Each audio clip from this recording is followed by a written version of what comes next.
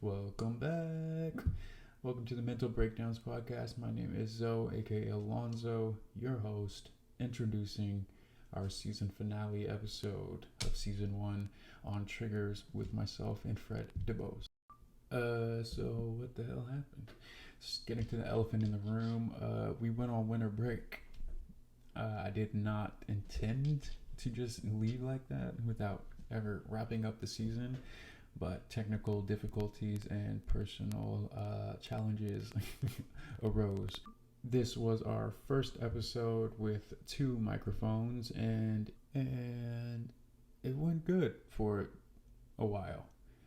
It went off without a hitch during the actual recording process, and then I go home and look at the audio files, and I see that one is missing, like completely missing, not non-existent anymore.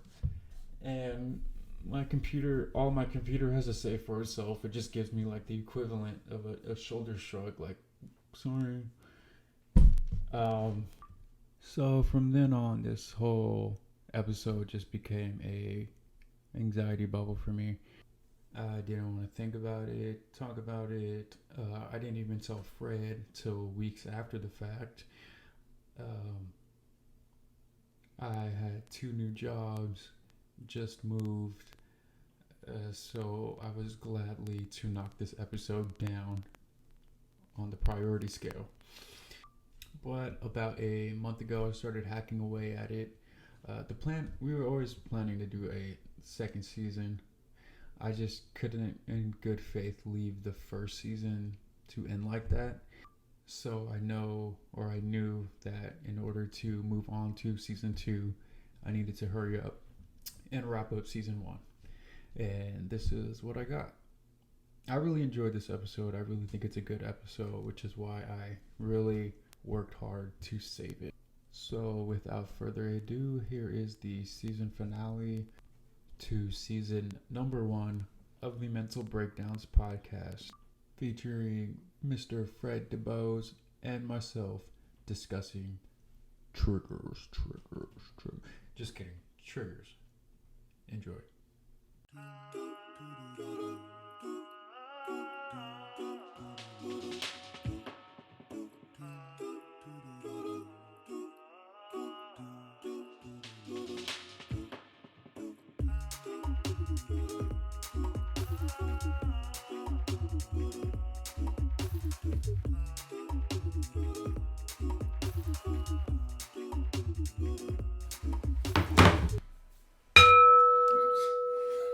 Ow.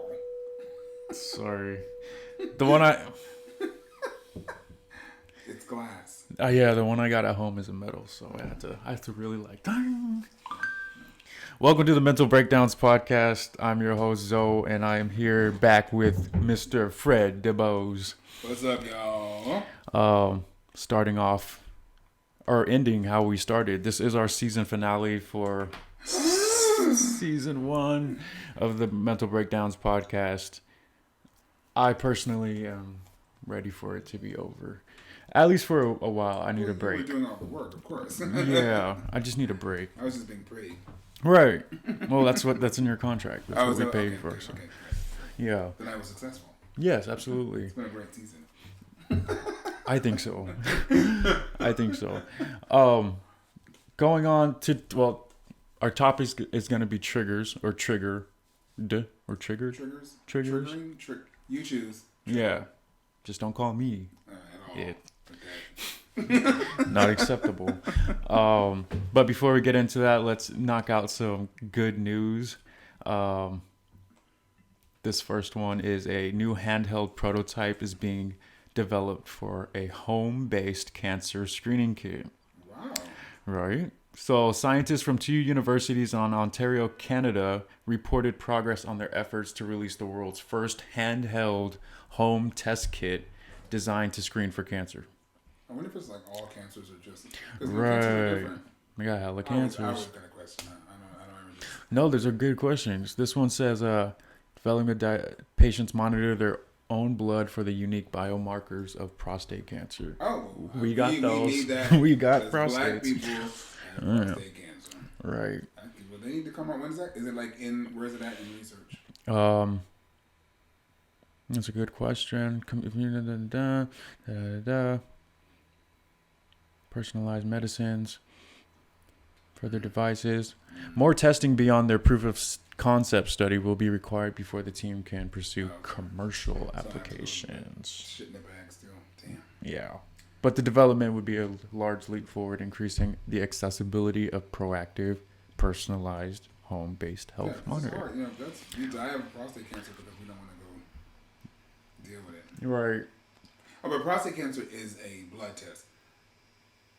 Rectal cancer is the one you gotta actually take a poop on the stick. You gotta poop on the stick.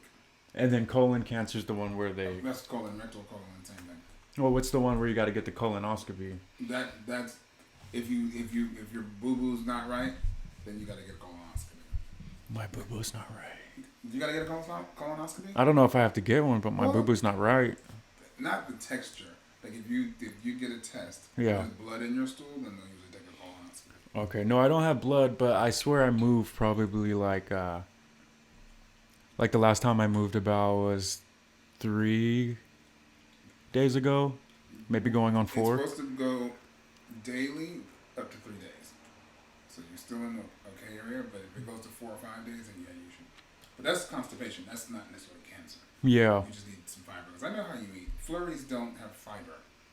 McFlurries don't have fiber. Yeah, it's called the Oreo McFlurry. But I've been downgrading to the snack size, so. In our next news,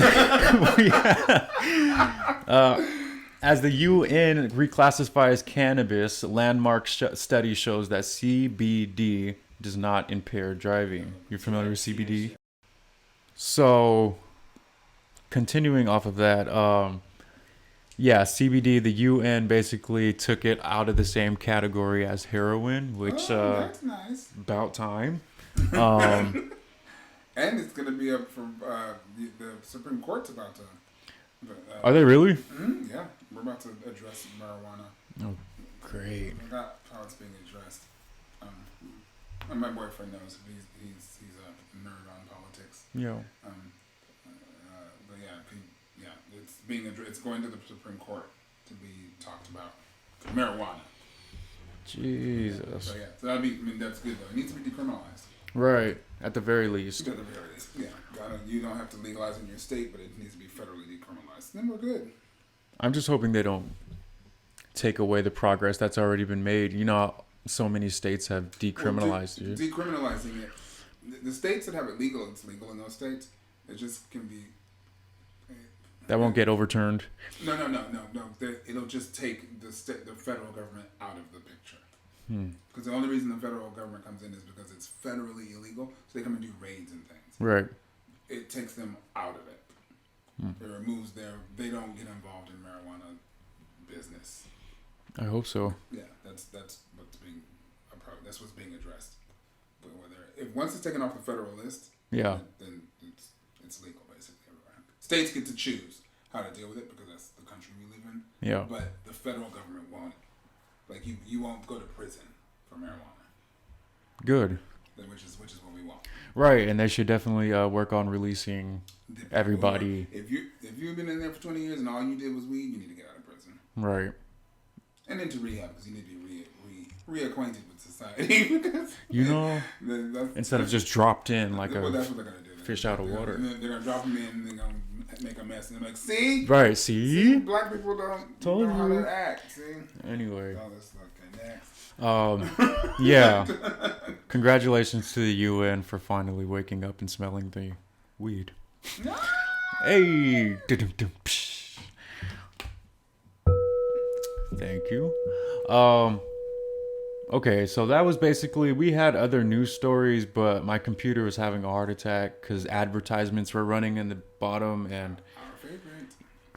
Advertisements. They never used to have those on the bottom, like videos playing, and now this website that I get the positive news stories from does. We should protest. I'm gonna have to. I can make signs. Okay. And just post them. Post them on your Instagram.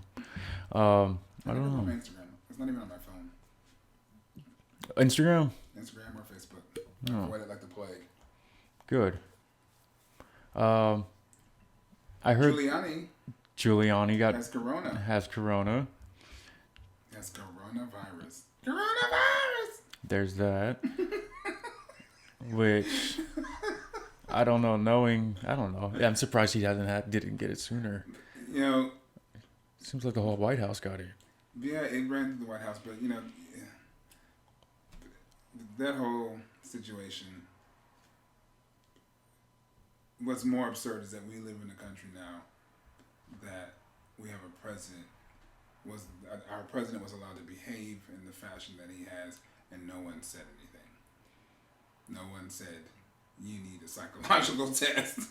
No one said you're not suitable for the job. No one said sit down and shut up. Yeah. He was enabled. Absolutely. It's sad. It's very sad. Yeah. We'll see what happens next. Stay tuned. All right, let's get on to triggers. Yes.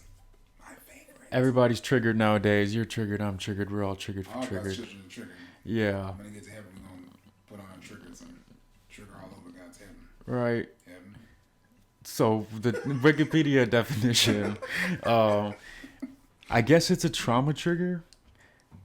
That's the only definition Wikipedia has, and that's Wikipedia's science. It's hard known facts. So Wikipedia says a trauma trigger is a psychological stimulus that prompts recall of a previous traumatic experience. Seems kind of right. Yeah. The stimulus itself need not be frightening or traumatic, and maybe only indirectly or superficially reminiscent of an earlier traumatic incident, such as a scent or a piece of clothing. Triggers can be subtle and difficult to anticipate. A trauma trigger may also be called a trauma stimulus, a trauma stressor, or a trauma reminder. The process of connecting a traumatic experience to a trauma trigger is called traumatic coupling. Say that 3 times fast. Trauma. Never mind. Trauma trigger trauma. Yeah. So that's that. And then I have another one that I just wanted to mention on here. What does it mean to be triggered? That term has been casually used to refer to the experience of having an emotional reaction to some type of disturbing event, such as violence or the mention of suicide in the media or a social setting. However, there is a difference between being triggered and being uncomfortable. Oh, yeah. And I think that's what's getting confused a lot nowadays. I'm triggered. Yeah. No, you need to sit down. You're right. You're uncomfortable. You need a nap. Yeah. All right. So when we come back, we're going to share our own experiences with triggers. And be right back.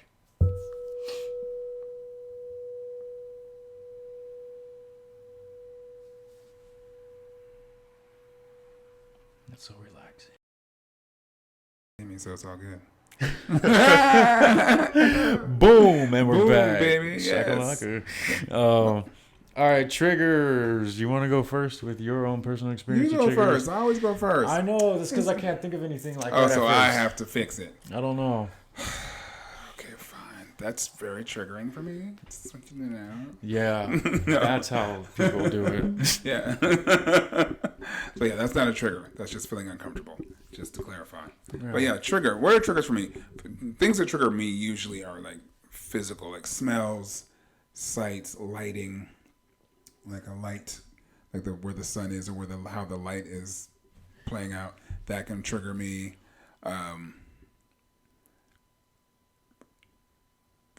Fortunately, I don't have things that trigger me in my addiction per se. Yeah. I don't have, like my the things that would trigger me to use would be really hungry, angry, lonely, tired. Those things would that would trigger me for drugs. But outside of those things, like my life. Things that people say or and I do think people get it confused with being uncomfortable. Right. Because a trigger is, for me, it's something physical that that can make you if it catches you off guard, it can make you it can make you react to that old behavior. Like right. It can make you do that thing that you used to do. So I definitely I don't have a lot of triggers. I'm uncomfortable a lot. that happens regularly. Yeah. But it doesn't. Those uncomfortable feelings don't trigger me. Right. I definitely, we've been in rehab, so we had to talk about that kind of stuff a lot. And in therapy, I talk about that kind of stuff. And with my sponsor, I talk about that stuff. Being uncomfortable doesn't trigger me. What triggers me is if I'm hungry, angry, lonely, or tired, and really hunger. Being hungry. Something about if I've had coffee and not eaten, I will want to do cocaine. I don't know what it is. Because you feel like you already got a little bump? I think it's that jittery shit. Well, because cocaine, where people like different drugs affect people differently. Cocaine, for me, created what I call the wash. It made everything okay. It was like, So if I'm nervous and jittery and all flittery and all agitated. You want to be okay. Yeah, the bump of cocaine makes me feel instantly like, I'm fine. Oh. Yeah, so if I'm hungry and nervous and haven't eaten right, it's all bad. But then as soon as I eat, it's gone. Right. Yeah. As soon as I eat, I'm like, all satisfied. Good. Yeah, it's crazy. But yeah, that's where my triggers lie. I don't have a lot of triggers. I don't have, like when I hear a lot of people talk about, I was so triggered this weekend. Like I don't.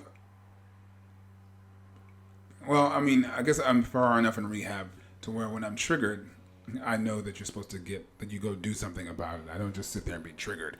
If I'm triggered, if I'm lonely, I call someone. Yeah. If I'm hungry, I eat. If I'm tired, I go lay down. I'll take a nap at work. I'm like, yeah. This needs to happen. This needs to happen now. I work at a hospital with lots of drugs and people on drugs, so I'm just gonna go take a nap. Right. I definitely. My triggers are physical components. They're physical situations that occur. But everything else is really just, it's like I might feel uncomfortable, but those uncomfortable feelings, like I said, like being, being nervous, people's attitudes, or being made to feel uncomfortable with someone else, that just doesn't. It doesn't incite my behavior anymore. Yeah. I can just be quiet and be like, that looks awkward. Do you remember like a recent time, like a recent trigger where it's so clear? A couple of weeks ago, like 3 weeks ago, I've been on the keto diet for a while. I'm not on it right now. Yeah. But I was doing the keto diet, so I didn't have any sugar or any carbs. Then Thanksgiving, basically, I decided I was going to have carbs and sugar. I made cakes and I was just eating what I wanted, and I got a sugar high.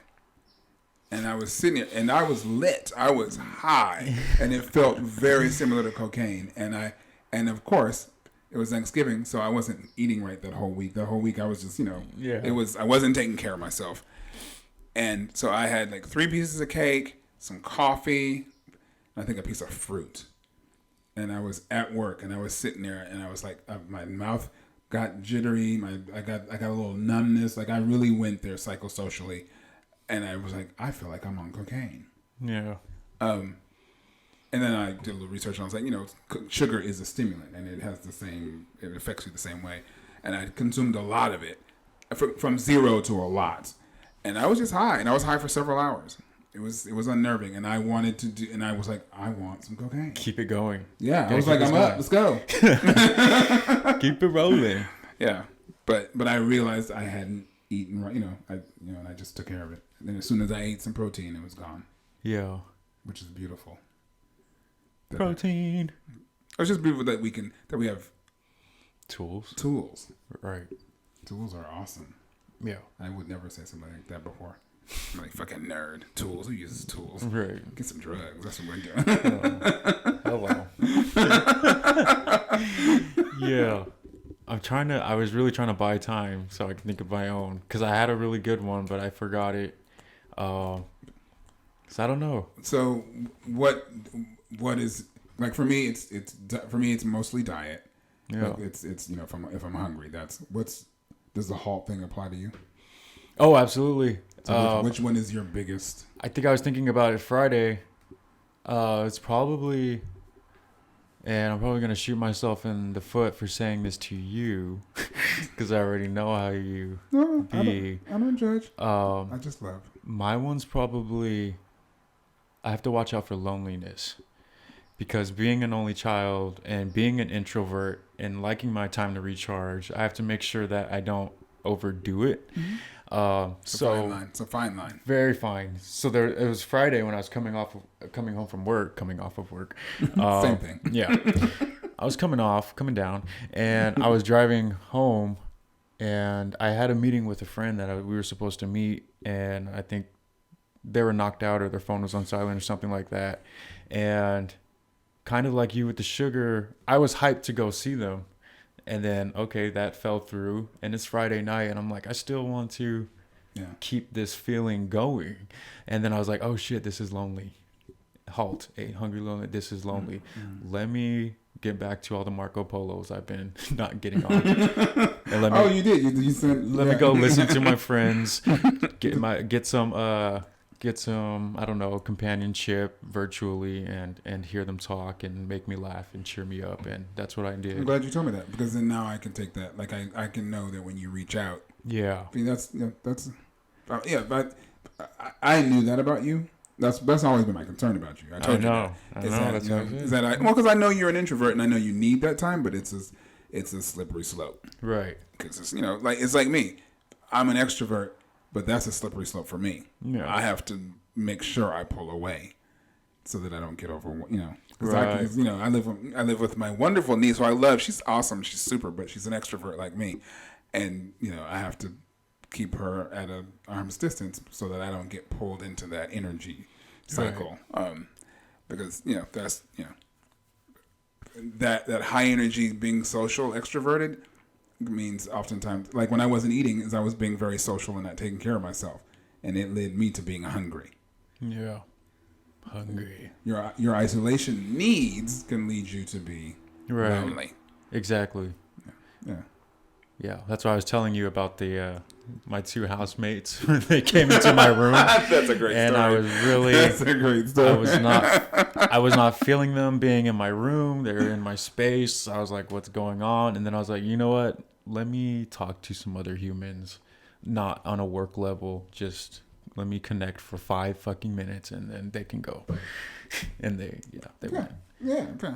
A lot of times, what I've found, because I can be that way too, because I'm a healthy mix of introversion and extroversion because I'm older. But sometimes, like, when I don't just let things happen, they drag out.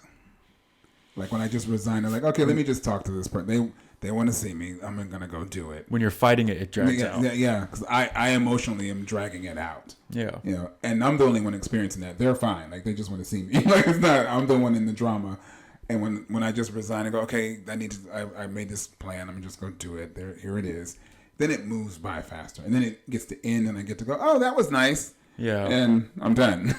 Instead of just fighting. Oh, God, yeah, because that'll go on for days. Right. And you got to avoid them, Then you wonder what they thought. Like, did they know that I didn't want to see them? Do they know what I think about them when I'm and looking you're spinning. at them? Yeah. Oh, God, yeah. Then you got to go get some drugs because it's overwhelming. Right. So what you can do to not do that, there's some coping things. This is on verywellmind.com. How to cope with triggers. Fred, let me know if anything sounds familiar. Triggering. Triggering. It says, sometimes it is reasonable to try to avoid triggering situations. However, if avoiding possible triggers hinders your ability to function, you should seek help. Learning to cope. I'm sorry. It's not funny. I mean, That's what we were just talking about. Like, Yes, if you need to go buy a bag of dope, right, you probably should seek help to cope. Learning to cope with triggers you can't anticipate or avoid requires emotional processing, which is most often aided by therapy. There are a few effective, healthy coping strategies for lessening the impact of triggers.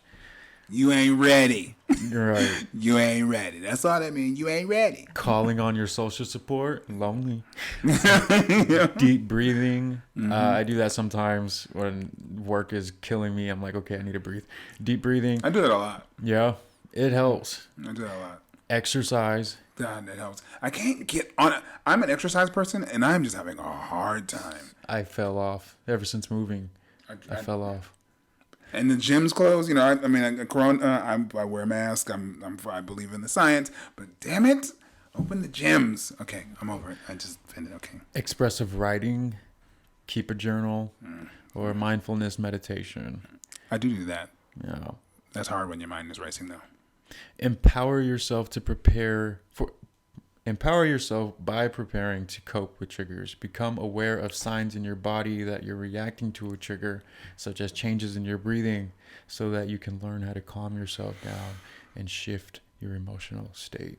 And I think that's, yeah. And sometimes it can, for what I've been noticing is that it's self-care is the word I'm going to use. That's not one word. Is self-care one word? No, 2 words. It's 2 words? Okay.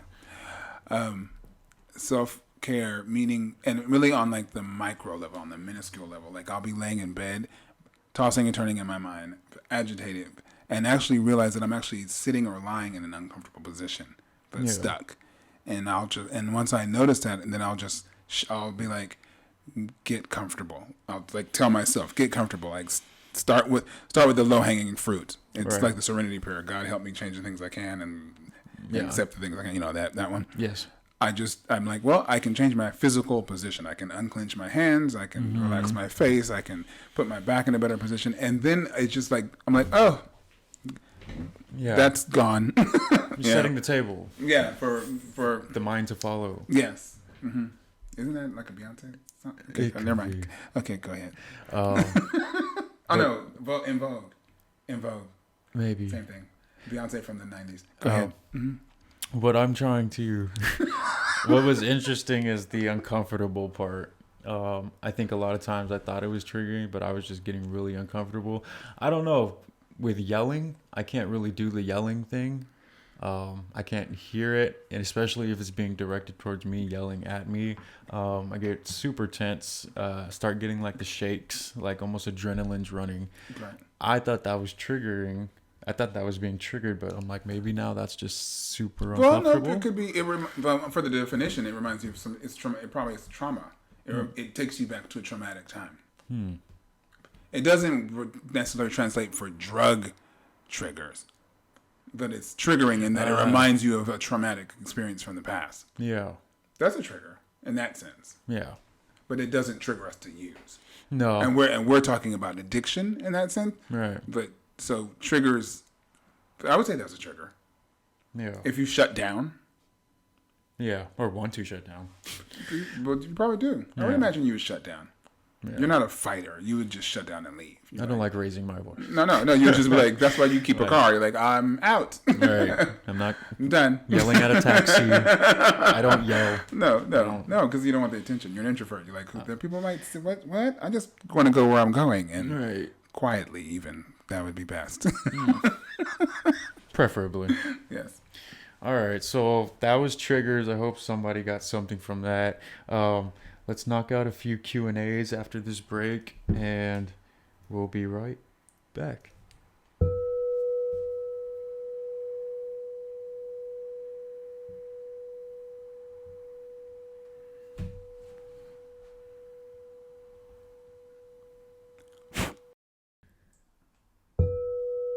And we're back with the Mental Breakdowns podcast. We're moving on to our Q&A section, Act 3 of our episode. These are all still from my friend in SoCal. She just sent me like 8 of them. And right, because no one else is sending in questions. This is we're going to have to do this. But these are good questions. She's a good person. Yeah, she's awesome. Talking to your loved ones about your mental or slash abuse issue. What was the hardest part about it, and what was your experience? What did you learn? What did you learn? Any advice for someone that is contemplating talking to their loved ones about their issue? I think that last sentence is the main one. Any advice for someone that is contemplating talking to their loved ones about their issue? Two things. First, for me, when it came to me, when I didn't come willing to my recovery. I'll state that. It wasn't that I wanted to get sober. I'm glad I'm sober, but it wasn't what I planned. Yeah. My friends basically pushed me into it.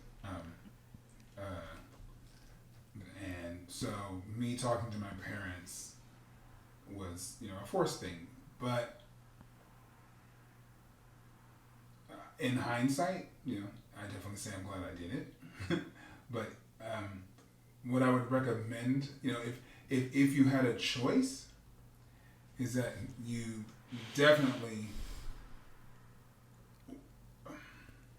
I don't think it's important that everyone knows. People that that I believe you should tell are people that are affected directly by your usage, and people that can support you. Because unfortunately people have varied opinions on addiction and drug use, and one of the things that can really hinder recovery is someone having the wrong reaction or someone judging you. I'm fortunate that I have a very educated, supportive family that did nothing but support me. They just said, "How was I, and what am I going to do?" Making it very clear that it was they were glad that I told them. But my family is full of counselors and therapists and teachers and doctors. So, but even still, it was hard. It was a hard conversation to have.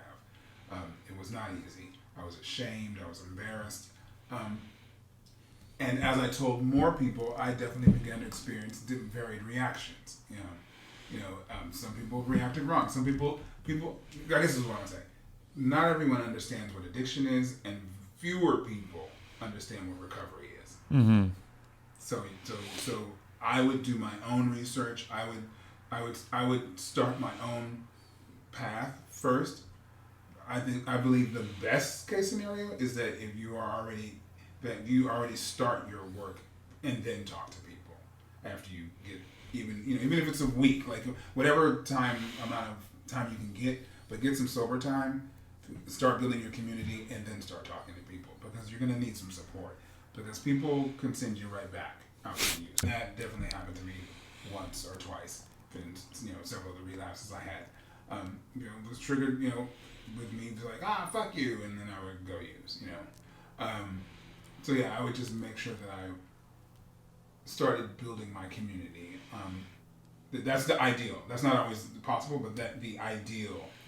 If you're contemplating getting sober and you're thinking about what's the best way to do it, I would say you just start going to AA meetings, get a sponsor, go to NA meetings, figure out some sort of community that you can start going to. And then, as you're in that process, and you've done it, and I'm not even saying you have to be sober, but be working on your sobriety, and then share with people, because you're gonna need help. You're gonna need help talking to people, because people can be mean. Yeah, or just ignorant.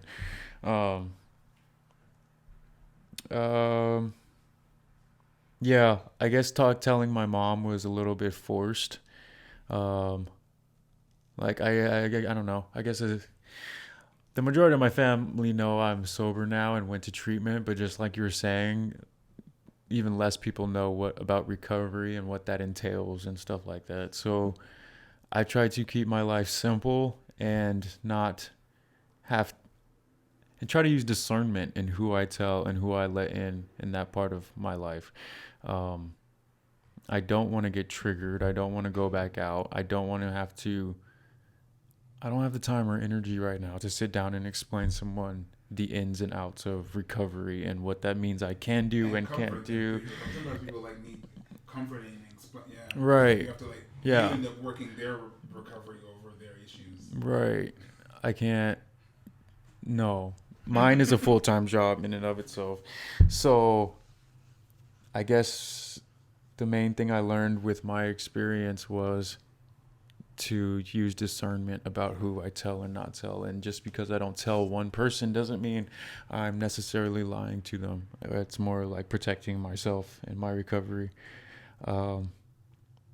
The hardest part was probably just being straight up with my mom at family circle and treatment, where we had to, in front of like 40 people, just tell her straight up what it was. And that was super hard, but it was super, I'm proud of you for doing that. That was hard. It felt really good afterwards, like weight lifted.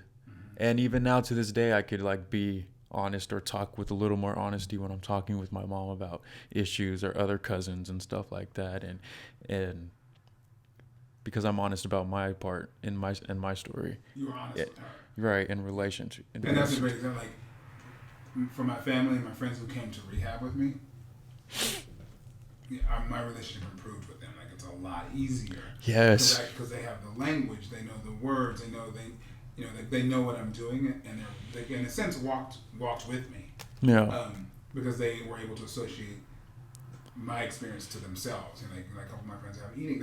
People have other issues, and right. All my friends who came to the program looking to support me, they just translate. They're like, oh yeah, I just applied what you were learning to my life. Yeah. So we talk the same talk now.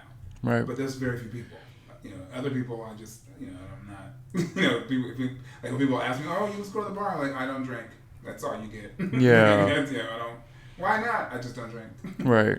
And I didn't think I would be like that because I'm a person who likes to share.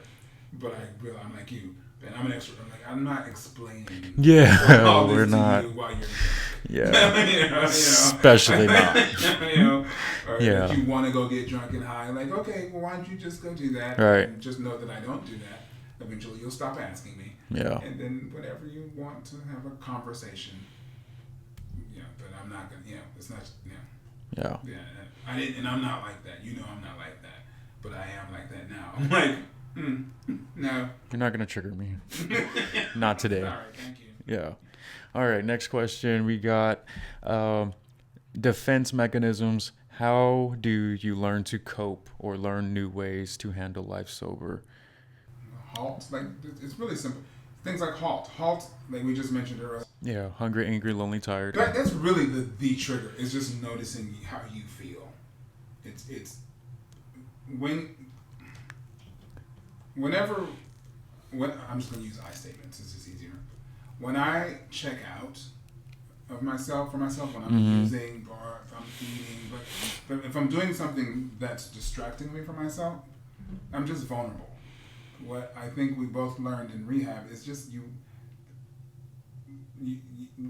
we were taught to be as in touch as we can, as much as we can with our immediate situations, like whatever's going on in the moment. Present. Yes, don't future trip, don't past trip. Like the way to stay sober is one day at a time, and or sometimes one moment at a time, and that's literally true because I can't control tomorrow, and if I fixate on it can be so overwhelming that really the solution seems great to go buy some cocaine. Like, if I focus on too much politics or too many things that are out of my control in an unhealthy way, I won't eat because I'm distracted.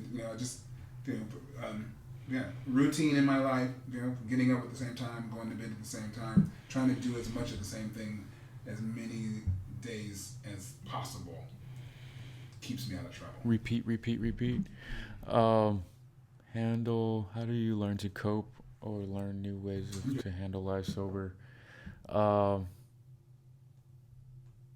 don't know, pick up new hobbies, I guess.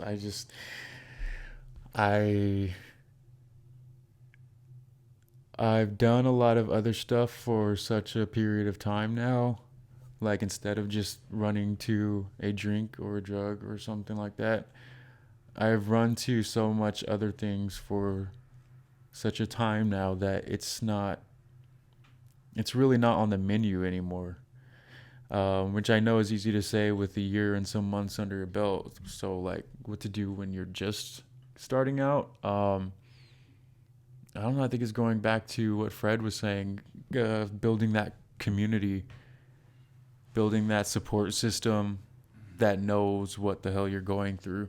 And that's where the SLE helped a bunch. It helped hell just having people, not only people there, right? So I'm not isolating, but people who knew what the hell recovery was and how hard it was and what it was. I didn't do an SLE, but I definitely, I kind of wish I had gone, because I think that would have. Right. I mean, I'm not fine. I won't say I'm fine, but it definitely would have helped. I think a big part of it is recovery in general, just having that support system to bounce your ideas off of, and for other people to say, I think you might want to take a look at that. I don't think you want to do that. Yeah, right. Because our first, second, third thought is not always the most correct thought. And that's why they recommend no big changes in the first year. Yeah, I definitely did that. Yeah.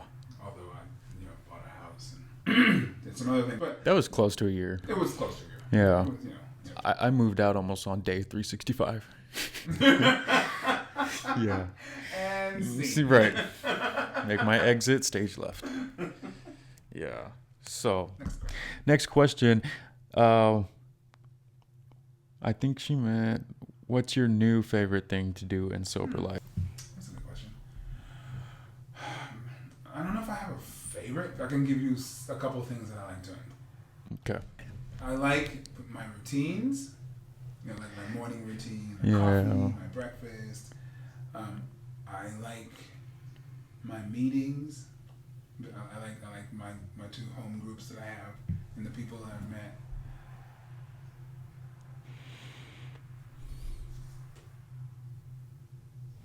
And I like that I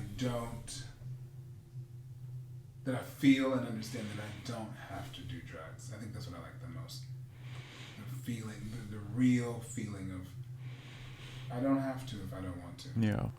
It's really my choice. I'm not beholden to the drugs. I don't need them. So that feels good.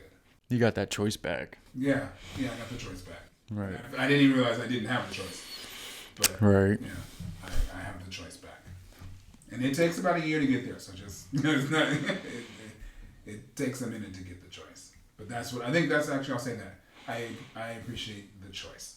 I get to choose what I can do. I get to choose what I want to do most days, all day. Yeah. My new favorite thing to do in sober life, it's not necessarily future tripping, because I'm not tripping, but I like to, I don't know if it's I like to do. I like the fact that I have so many more options, kind of with you and your choice back, getting your choice back. I like that, I can do all this, that, and this. Yeah, I can opportunity to save money. Right. I can go travel cross country, I like how I have a lot of avenues I can still go down. And it's just the beginning. And they're viable. Yeah. Like it's real. Sustainable. Mm-hmm. Like organic living. Right. This was a paid advertisement by Whole Foods. Mary's Chicken. Eat fresh. Yeah. That was good. I'm gonna send him an invoice later. Yes, please. I need my money. The thing's not moving. Oh, it's all the way over here. Oh. Yeah, there you go. Okay. Next and last question. If you guys didn't realize, we're just knocking out all these questions since it's the season finale. I want to get you your money's worth. Who are your inspirations, motivators? Is it good to have people to look up to? Ain't that a sponsor? Yeah. And yes, it's good to have people to look up to. Huh. Look up does not mean depend. Oh. Ooh. There's a very... Thank you. Yeah, look up. Yes, you should always... I have lots of people I look up to. Yeah. For different reasons. I look up to Zoe. Zoe's a very big motivating factor. Thank you. I do a lot of... I do a lot of things because I've met Zoe that I would not have done. And those nuts good. I give him a big jar, a mason jar of almonds because he loves them. Yeah. And to prevent him from eating the McFlurries. All right. Anyways. Put them in my McFlurries. Yeah, I look up to people. I do look up to people. That's a new thing because when I was high, there would be more envy because I was jealous because my life was a hot mess. So I actually can look up to people, and that's also new. But what was the other part of the question? Who are your inspirations, motivators? Is it good to have people to look up to? My motivators are basically my groups, are my recovery. It's my recovering community. It's the people who I am being sober with, got sober with. Really, those are the people who are motivating me. My partner, my boyfriend, he definitely is a huge motivating factor, but he's also very involved in my sobriety, so I would include him in that group. But yeah, my community, this is my biggest motivator. I'm surrounded by people that I find motivating and supportive, and I can look up to most of the people in my life now, which is fucking awesome. And I think that's a good way to check on yourself. Like if you look around and that's not the case, yeah, that's probably indicative to not being in a healthy situation. And you don't have to be on drugs to have that problem. You can be sober as hell and be around some people that don't need to be beat around. Right. Just look around and like, I don't like any of you. Or respect. I might like you, but I don't respect you. I don't want to be like you. I don't want to do the things you're doing. I don't care for the things that you're doing. But you're a great person for someone else. Yeah, absolutely. I wish you would stop including me in those things. So all those texts, yeah. You can just stop. Right. I hit unsubscribe about 3 times. And you, sir? Me, same thing. Well, not same thing, but who are my inspirations, motivators? Yeah, I definitely would say my recovery group, my friends and my family. I'm not just saying you because you said it. That's not it. All of it. That's a little bit. But this is, I think, again, going back to why the big part of recovery is having a group of people, being a part of a group of people. So like you, with how you lived in Mexico for a certain amount of time and know a whole nother language, like that's still on my goddamn wish list. I've been thinking about Naima a lot lately. Shouts out Naima. I've been thinking about her lately as I started my new house managing position, just like how she moved and interacted with people. My uncle, who started his own business after getting out of prison for like 10 to 12 years and is doing great now. That's a big motivator. And then my grandparents, who are just like immigrants on my mom's side, who against everything just decided to take a gamble and live life. Right, and figure it out. So there you are. Hello. So I got like a lot of hope. Like, okay, I'm seeing these people and they've done it. They do it. They're doing it now.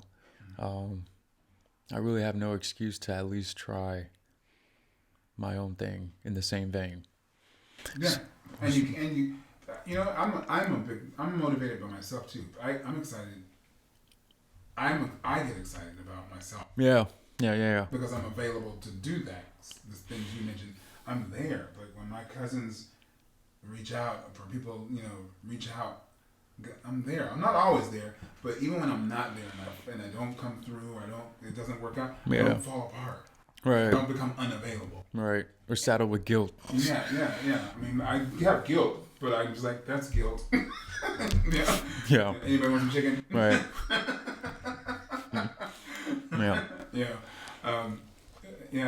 Yeah. It's awesome to. I'm liking myself. I actually like myself. Yeah. I'm not perfect. I'm not. But I get why people want to hang out with me. Ooh, that's a perfect fucking sentence. Yeah, I get it. Yeah. And I didn't get it before. I didn't. I was like, y'all are crazy. It's because you don't know. But it's okay. Right. It's okay. You pity me. No, really. This is why I do drugs, Yeah. Yeah, but yeah, I get it, and it's made me that's not arrogance. Mm-mm. It actually allows me to be modest. It allows me to just be calm. Right sized. Right, like a Snickers. Hungry? Grab a Snickers.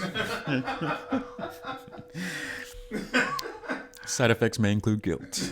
Guilt and gas for me. That's but anyways, yeah, I definitely, I appreciate that we can do this. It's fucking awesome. Yeah. And it's not perfect, but neither of us are falling apart. Right. We do. Yeah. We're both very fatalistic minded people.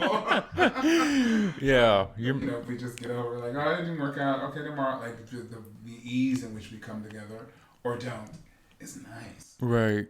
Not being hung up on it for days and wanting to use over it. Like, oh, I can't believe I missed or I flaked again. Da, da, da, da. Or then I remember that I have clear memories. I was talking about this the other day with a friend that, convincing myself to get high, going to get high, and then that circle starts right back. The whole concept of how you go right back to where you were when you relapse. Like there's no, but once you start using that, you slip back into your old behavior. Even if you're not going back to use it the same amount, but your behavior goes right back to where you were when you were using drugs. That's powerful. That's super. All I have to do is not do that. Yeah. And I just remember that, like when I get down on myself or I feel like I fucked up or I'm like, oh, I'm just like, it will pass. Yeah. It will pass. I still don't have to do these little things. Yeah, like I could still. I don't have to use. Right. I don't have to do drugs. That's one thing I don't have to do. I can still wash my ass. I can still wash the dishes. I can get up and my eyes work. I can feel my face. All that good stuff. Yeah. I'm getting my dental work done. This is awesome. Mm-hmm. Oh, don't remind me. Yeah. I got my stimulus check. I paid my taxes. Y'all, I paid taxes. Yeah. First time, and I don't even know how long. I shouldn't say that on the air, huh? Ding. Yeah. But they're being paid. I'm paying them, so I can say that. But right. Yeah. We're kind of killing it. We're kind of killing it. All right. Well, shit. Let's just wrap up with one thing we're grateful for each, and wrap up the season. And you go first. Oh, you go first. Fuck. Tag, you're it. Okay. One thing I am grateful for tonight, at this very moment. I'm very grateful for that I got sober when I got sober. And I don't know how long it's going to last or even if this is going to be a lifelong thing. But I know right now I'm really grateful that I did when I did last year, because I work at a treatment center and people are relapsing and homeless and it's cold. It's December and... it just doesn't look fun. It's not a good look. It's super sad. So I'm just glad I have my not my balls. But those two. My ball. I'm grateful I have my balls. What is it called? My marbles straight or something like that. Just glad I have a clear head to like continue to do my thing and put a roof over my head and all that good stuff. Very good. Thank you. I am grateful for a lot of things, but I can definitely say that I am currently grateful for the condition in which I'm living. I mean, my job, my family, my friends, my house. My life situation right now is fabulous. And there are things that are not good. There are things that are not good. Of course. I love that I can have those things that are not good and I'm still okay. Yeah. That's really what I am the most grateful for, is that I can say in spite of, I'm okay.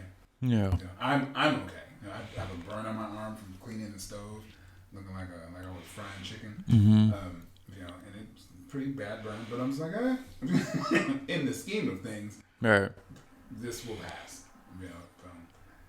I have a very, very best friend in the world hospital with corona, and it sucks. But I'm available. I'm talking to her. I'm helping her. I'm taking her phone tomorrow. Like I'm gonna do. I can and am gonna do what I can do to help her and her family. Show up. So I'm okay. Yeah. She's not okay, so I'm just gonna be there for her. So that's awesome. I'm so glad that I have that ability now. Don't take it for granted. No, I pray on it every day. Yeah. Super awesome because it's not guaranteed. Right. You guys, thank you so much for a great season, and for your patience while we work out all the kinks and good stuff and bad stuff. We have 2 mics now. We have 2 mics thanks to your guys' donations. I don't have a tentative date for next year, but season 2 will be at the top of next year with a different fucking name because I'm so tired of mental breakdowns with a Z. Why? I like that. No, I can't. Fine. It'll be a different name. Fine. A good, better name, 2.0. Catchy. Maybe 2 Z's.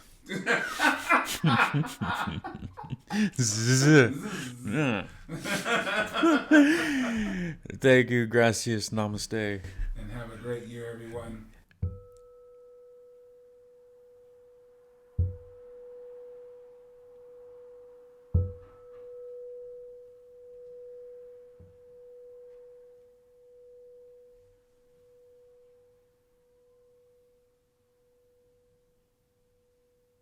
All right, and that was that. That is a wrap on season 1 of the Mental Breakdowns podcast. I'd just like to thank everyone again for all the support, ideas, comments over the past season that we got from everyone. It really made all the difference. Now, season 2, we already have in the works. Got some surprise guests, surprise ideas that I'm really looking forward to getting out to you guys at the end of the month. And a new name, because frankly, I'm tired of saying Mental Breakdowns podcast with a Z at the end. But until then, please enjoy yourself, enjoy others, do the next loving thing, all that good stuff. My name is Zoe, aka Alonzo, your host on the Mental Breakdowns podcast. In Beyonce, we pray. Namaste.